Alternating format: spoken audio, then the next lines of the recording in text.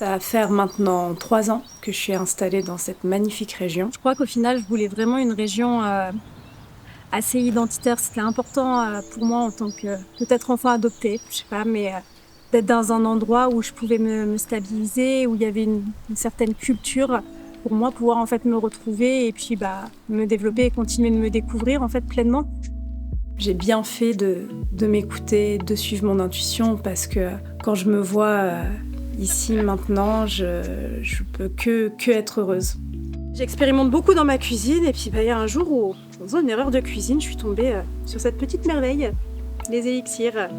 Il y a eu 1 an un petit peu de recherche, d'élaboration, de produits, d'études de marché, rassembler les idées, tout organiser, faire des tests.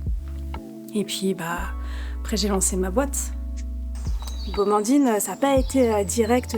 J'ai longtemps posé la question de pourquoi, comment, quel nom de marque. Au final, j'ai fait simple, beau. Alors dans un premier temps pour la beauté, qui est très importante pour moi. Mandine, le surnom que j'avais quand j'étais petite, ça c'est sûr.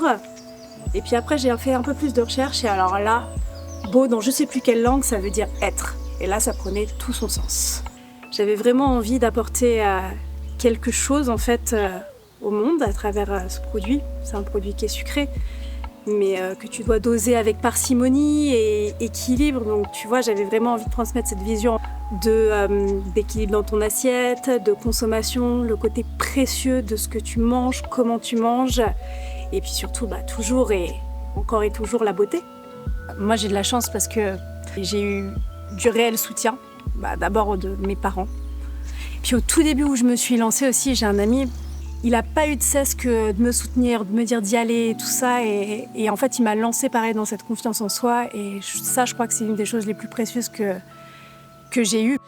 J'ai le bonheur d'être en colocation avec un petit chat qui s'appelle Raina. Et alors, elle, c'est du quotidien, c'est du soutien quotidien. C'est de la rigolade, des câlins et ça fait énormément de bien. Il y a l'entrepreneuriat, mais il y a surtout mon côté artistique qui est là.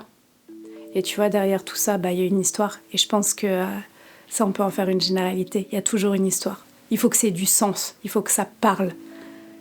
C'est ça, je pense, porter sa voix.